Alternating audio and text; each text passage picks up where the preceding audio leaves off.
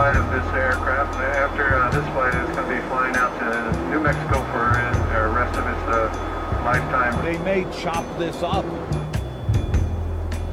No making me cry on the camera, but yes, I know that. Hopefully it makes it one more. They were saying 41,000 times it's been in the air. It's pretty crazy. Sit back, relax, enjoy your flight. The night sky over Chicago, the end of the final commercial flight for this jetliner. Tomorrow, though, I'll have the plane all to myself as the American jetliner is ferried to an aviation boneyard in New Mexico.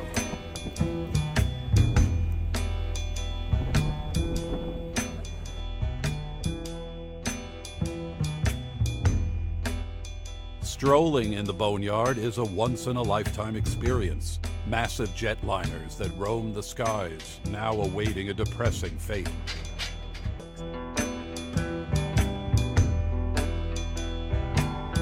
Step up. God, I'm afraid I'm gonna fall through the plane. All right, let's check out the cockpit. Probably within the next month, this plane will be crunched up, put in a truck, and hauled off to a smelter. That's its fate. The Crusher.